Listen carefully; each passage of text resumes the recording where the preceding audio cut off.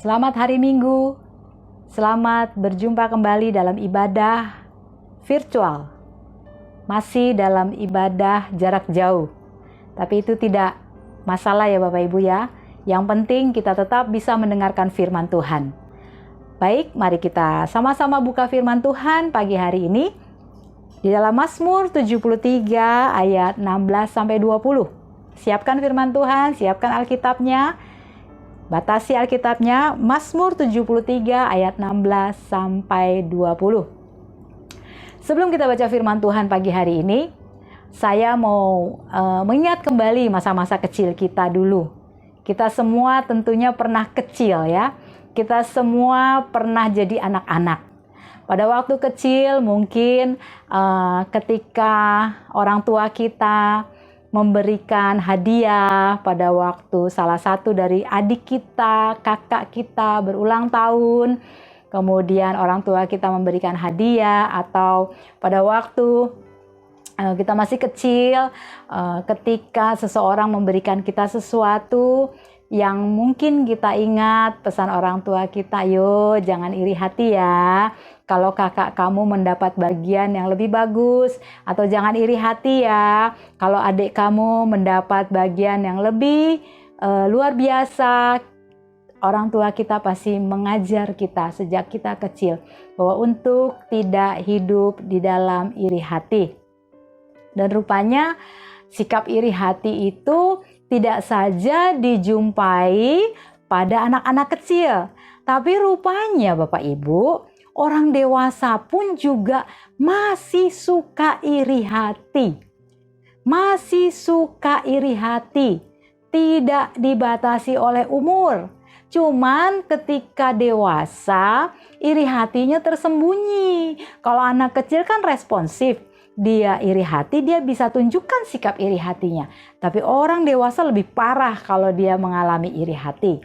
Dan pagi hari ini kita mau bahas, kita mau dengar firman Tuhan dengan judul Jangan Iri Hati Pada Dunia Ini. Ayo katakan sama-sama. Jangan iri hati pada dunia ini. Baik, kita baca di dalam Mazmur 73 tadi yang saya katakan.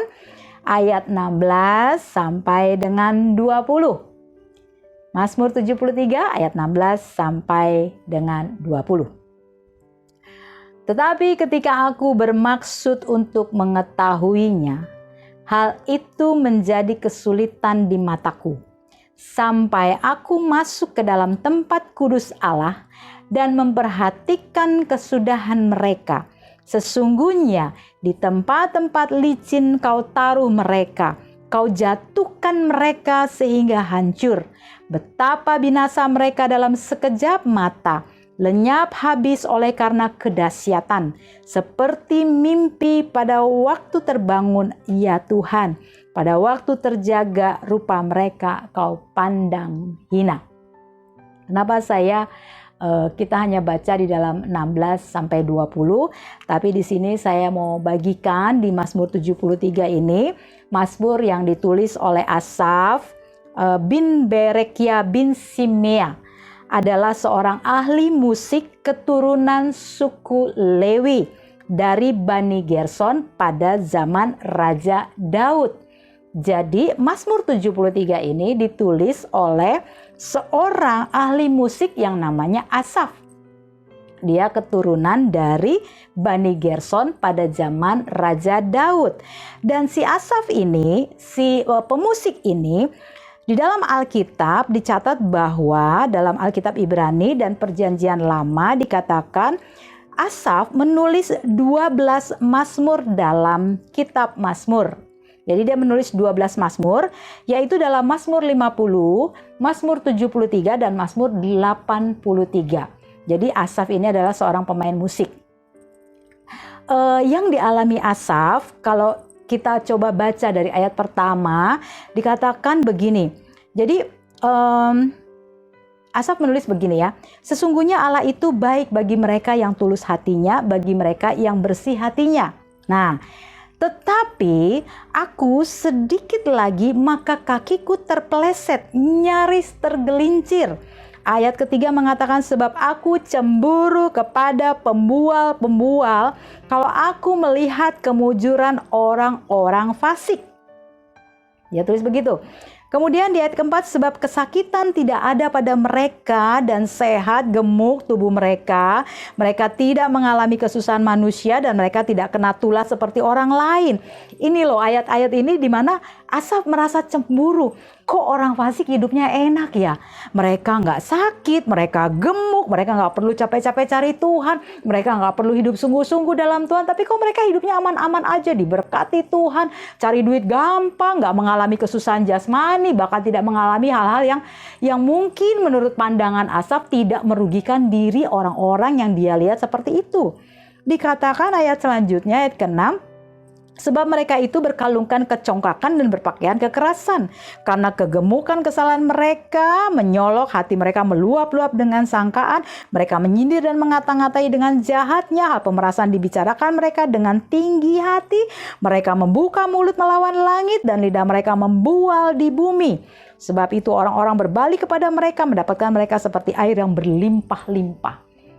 Asaf sempat berasa cemburu dengan orang-orang seperti ini, orang-orang fasik di luar sana. Bahwa hidup mereka tidak mengalami kesukaran, hidup mereka nggak mengalami kesulitan, mereka aman-aman aja. Tapi kok aku ya Tuhan ya, aku yang sungguh-sungguh ikut Tuhan, aku yang sudah setia, aku yang rajin menabur, aku yang belajar mengampuni, mengasihi sesama. Sekalipun aku dikecewakan Tuhan, aku orang yang penurut, aku orang yang taat. Tapi kok kehidupanku tidak seperti mereka di luar sana. Jadi yang dialami Asaf, tidak saja Asaf sendiri mengalami hal itu. Mungkin ada di tengah-tengah kita saat ini mengalami hal-hal cemburu tersembunyi, iri hati yang tersembunyi, melihat keberhasilan orang lain, melihat kekayaan orang lain, melihat orang lain kok senang-senang aja, kok aku harus mengalami proses hidup yang begitu luar biasa. Padahal aku udah sungguh-sungguh ikut Tuhan. Ini yang mau saya bagikan pagi hari ini. Jangan pernah iri hati dengan dunia ini. Kemudian dikatakan, ayat selanjutnya kita baca saja ya Bapak Ibu. Dikatakan ayat 11, dan mereka berkata, bagaimana Allah tahu hal itu? Adakah pengetahuan pada yang maha tinggi? Ini lagi ngeyel. Ya, kemudian sesungguhnya itulah orang fasik. Mereka menambah harta benda dan senang selama-lamanya. Asaf menulis demikian. Kemudian apa yang terjadi Bapak Ibu di ayat 13 ini? Asaf menuliskan, sia-sia sama sekali aku memperhatikan hati yang bersih dan membasuh tanganku tanda tak bersalah. Namun sepanjang hari aku kena tulah dan kena hukum setiap pagi. Seandainya, jadi ayat 13-14 dikatakan bahwa Asaf sempat menyesali dirinya. Dia sempat kecewa dengan dirinya. Sia-sia mempertahankan hati yang bersih. Mungkin hal ini juga ada dalam kita, ada di antara kita yang merasa sia-sia aku bangun pagi ke gereja, sia-sia aku bangun pagi-pagi mencari hadirat Tuhan, sia-sia aku udah berlelah-lelah untuk tekun mengikuti firman Tuhan, tapi nyatanya Tuhan gak tolong aku, tapi nyatanya doaku tidak dijawab, tapi nyatanya sakitku gak sembuh-sembuh, tapi nyatanya keuangan ekonomiku gak pernah mengalami surplus. Hidupku begini-begini aja. Mungkin hal itu terjadi di antara kita Bapak Ibu. Sama seperti yang dialami oleh Asaf. Dikatakan ayat 14, namun sepanjang hari aku kena tulah dan kena hukum setiap pagi. Tapi puji Tuhannya Bapak Ibu, Asaf menyadari pada waktu dia menyalahkan dirinya. Dia mulai kesel dengan keadaan ini. Kok sepertinya Tuhan tidak adil dengan hidup ini. Tuhan tidak adil dengan keputusannya. Tapi puji Tuhannya, Asaf menyadari hal ini. Sehingga ditulis di ayat 15, seandainya aku berkata, aku mau berkata-kata seperti ini. Seperti yang tadi Asaf ngomong di ayat yang di atas, sia-sia bangun pagi, sia-sia jaga hati yang bersih. Dia bilang seandainya aku berkata-kata, aku mau berkata-kata seperti itu, maka sesungguhnya aku telah berkhianat kepada angkatan anak-anakmu.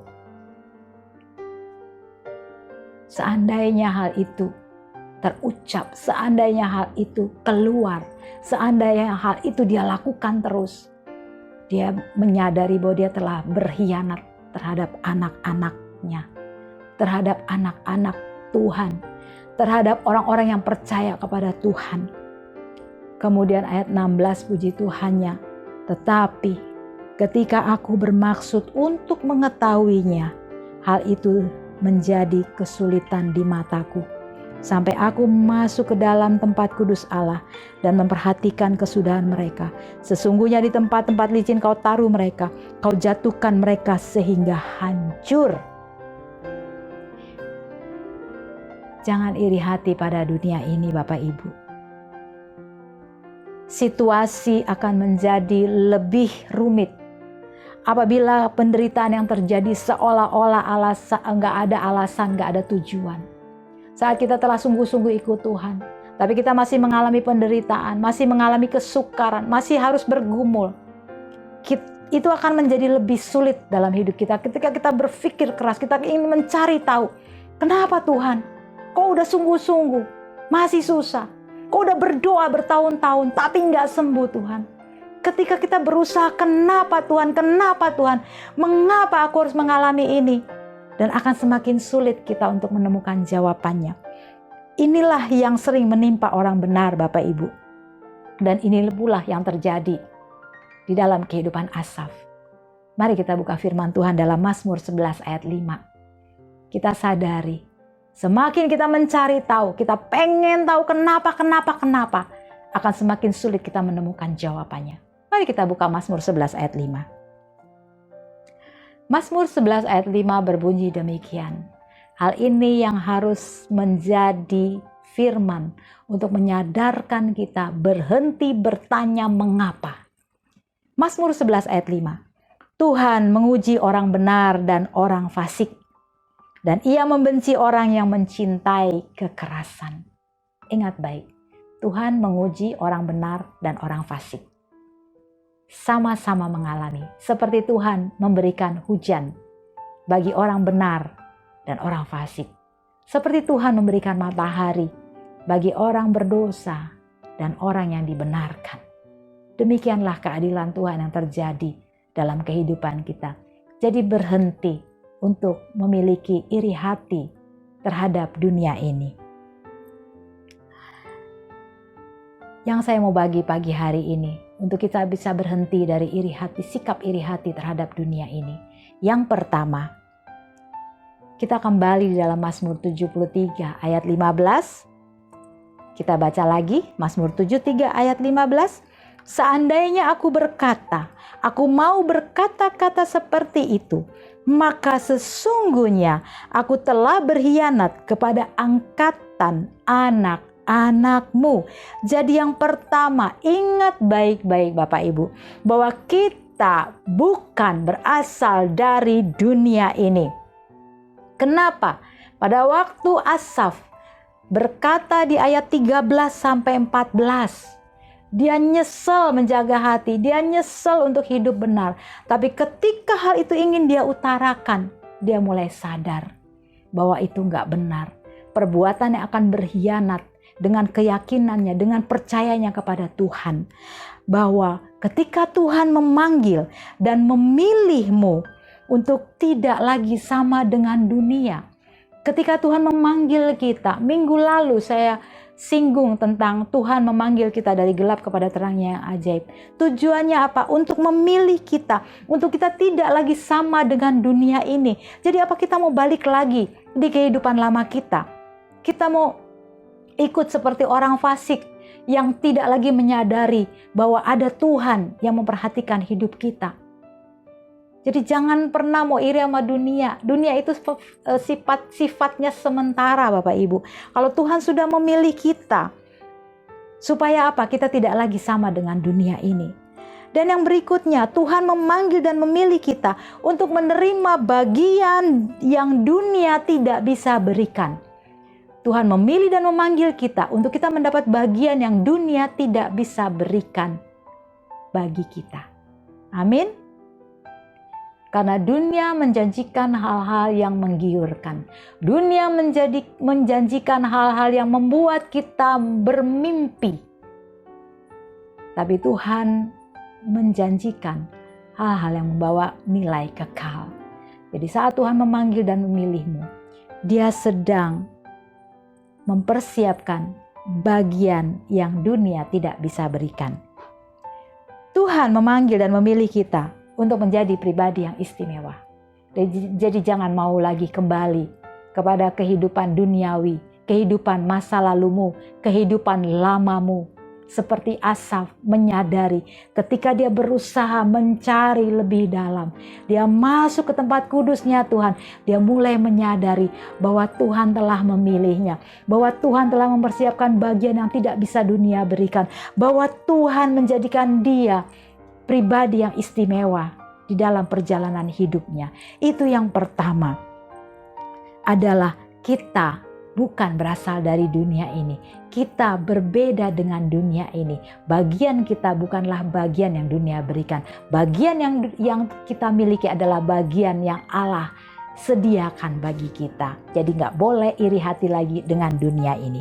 Yang kedua, yang membuat Asaf menyadari bahwa pada waktu dia ingin mencari tahu kenapa Tuhan. Mari kita buka dalam Mazmur tadi, Mazmur 73 ayat 15 lagi.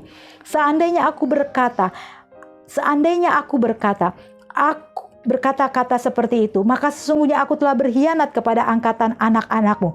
Tetapi ketika aku bermaksud untuk mengetahui hal itu menjadi kesulitan di mataku, sampai aku masuk ke dalam tempat kudus Allah dan memperhatikan kesudahan mereka.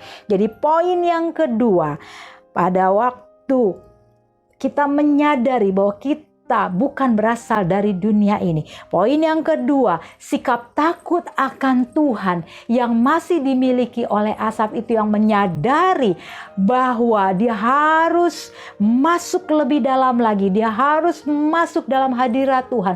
Supaya apa? Hati dan pikirannya dikuduskan, disucikan, tidak lagi dicemari dengan apa yang dia lihat, dengan apa yang dia dengar, dengan apa yang dia perhatikan. Tapi dia mulai kembali mengarahkan mata rohani hanya terarah kepada Tuhan. Jadi sikap yang kedua adalah sikap takut akan Tuhan yang mampu menghalangimu untuk tidak mencintai dunia ini. Sikap takut akan Tuhan yang dimiliki oleh Asaf, untuk dia mengambil pilihannya bahwa untuk dia tidak lagi mencintai dunia ini. Pengkhotbah 8 ayat 12 sampai 13. Mari kita baca. Ini luar biasa banget ayatnya Bapak Ibu. Pengkhotbah 8 ayat 12 sampai 13.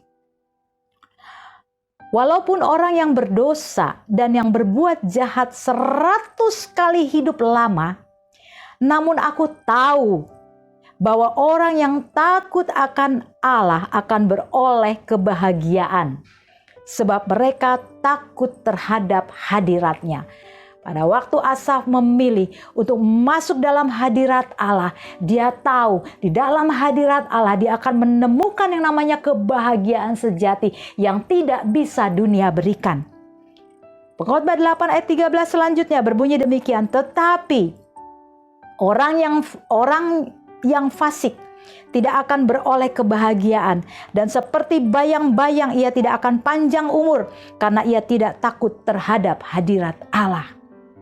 Puji Tuhan Bapak Ibu, kalau pagi hari ini Tuhan masih berbicara melalui firman-Nya, menyadarkan kita jangan pernah iri hati dengan dunia ini, karena di dunia ini tidak akan kita memiliki yang namanya kebahagiaan sejati. Itu palsu, itu semu. Damai sejahtera yang dunia berikan juga damai sejahtera palsu dan semu. Tapi damai sejahtera yang Tuhan berikan adalah damai sejahtera yang dari Allah, yang abadi, yang kekal. Jadi yang kedua, pelihara sikap takut akan Tuhan. Karena hal itu yang mampu menghalangimu untuk tidak mencintai dunia ini. Jadi takut akan Tuhan membuatmu bisa berpikir sehat dan benar. Takut akan Tuhan membuat pikiranmu memilih apa yang benar, apa yang baik bagi Tuhan. Sikap takut akan Tuhan mampu membawa langkahmu pada pilihan hidup yang tepat, seperti yang Tuhan inginkan.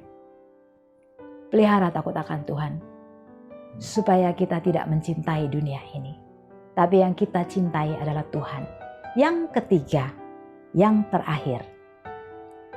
Mazmur 73, mari kita buka kembali. Ayat 23 sampai 24. Tetapi aku tetap dekatmu. Engkau memegang tangan kananku. Dengan nasihatmu engkau menuntun aku. Dan kemudian engkau mengangkat aku ke dalam kemuliaan. Luar biasa ketika kita memilih takut akan Tuhan. Kita masuk dalam hadirat Tuhan. Maka kita mulai mengingat. Maka kita mulai disadarkan bahwa aku tetap di dekatmu. Engkau memegang tangan kananku. Dengan nasihatmu, dengan firmanmu, dengan perkataanmu. Engkau menuntun aku. Dan kemudian engkau mengangkat aku dalam kemuliaan. Kemuliaan Tuhan. Jadi yang ketiga, jangan iri hati dengan dunia ini. Tapi mari kita masuk lebih dalam. Kita akan melihat bagaimana Tuhan menuntun tangan kita, membawa kita kepada kemuliaan demi kemuliaan. Yang ketiga, teruslah mencari dan kenallah Allahmu dengan benar. Terus cari Tuhan, jangan cari dunia. Karena sepanjang kau mencari dunia, dunia akan menjanjikan hal-hal yang terus membuatmu tidak merasa puas. Tapi ketika engkau mencari Tuhan, maka engkau akan menemukan kepuasan sejati. Dan kenalilah Allahmu dengan benar. Jangan mengenal Tuhan dengan setengah-setengah. Tapi kenal Tuhan dengan sepenuh hatimu. Kenal Tuhan dengan seutuhnya. Dan jangan mengenal Tuhan hanya dari kata orang. Tapi buktikan sendiri. Jangan hanya puas dengan kesaksian A, B, C. Tapi mari alami Tuhan. Bagaimana kita bisa mengalami Tuhan? Izinkan Tuhan memproses hidupmu. Izinkan Tuhan berperkara dalam hidupmu. Jangan pernah takut dengan masalah. Jangan pernah takut dengan pergumulan. Maka engkau akan melihat Allah akan memegang tangan kananmu. Membawamu dari kemuliaan pada kemuliaan. Mazmur 34 ayat 8. Kecaplah dan lihatlah betapa baiknya Tuhan itu. Berbahagialah orang yang berlindung padanya. Nikmati kebaikan Tuhan, bukan dari kata orang. Nikmati kebaikan Tuhan, bukan dengan setengah-setengah kita menikmati. Tapi kenal Tuhan secara utuh. Jadi 3 hal ini, jangan kita iri hati dengan dunia ini Bapak Ibu. Karena dunia ini tidak pernah menjanjikan hal-hal baik. Dunia ini hanya membawamu pada kebinasaan. Karena ingat baik, kita bukan berasal dari dunia ini. Kita sudah dipanggil, dipisahkan untuk mendapat bagian yang tidak bisa dunia berikan. Kita dipanggil dan dipisahkan untuk diperlakukan istimewa oleh Tuhan. Dan pelihara terus sikap takut akan Tuhan. Karena sikap takut akan Tuhan yang mampu menghalangimu untuk tidak mencintai dunia ini. Dan teruslah mencari Tuhan dan kenal Tuhan dengan benar. Karena dengan kita mengenal Tuhan dengan benar, kita akan menikmati, kita akan mengecap hal-hal baik yang daripada Tuhan. Amin. Mari kita tundukkan kepala. Kita mengucap syukur untuk firman Tuhan pagi hari ini. Dan ambil komitmen dalam diri kita. Saya tidak akan lagi iri dengan dunia ini. Saya tidak akan lagi jealous dengan dunia ini. Saya tidak akan lagi terpengaruh dengan dunia ini. Karena dunia ini hanya tipu-tipu saja. Mari kita tundukkan kepala. Bapa di surga, terima kasih Tuhan untuk kebenaran firman-Mu Tuhan.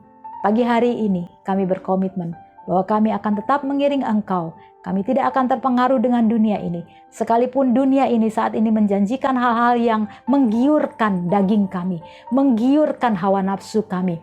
Tapi Tuhan, pagi hari ini kami menyadari kalau Asaf mampu untuk keluar dari sikap iri hatinya. Kami mau Tuhan, kami juga mampu keluar dari sikap iri hati kami terhadap perkara-perkara dunia ini. Terpujilah Tuhan, Engkau terlalu baik dalam hidup kami. Bekerjalah terus dalam hidup kami Tuhan, supaya dari waktu ke waktu kami akan melihat kemuliaan demi kemuliaan. Ketika Engkau menuntun tangan kami, membawa kami masuk lebih dalam lagi dalam hadirat-Mu, kami mengenal Engkau dengan benar, maka kami akan melihat perkara-perkara ajaib dalam hidup kami. Terpujilah Tuhan, inilah syukur kami pagi hari ini. Di dalam nama Yesus Kristus Tuhan, kami berdoa dan mengucap syukur. Dalam nama Yesus kami berdoa. Amin. Selamat hari Minggu, Tuhan Yesus memberkati.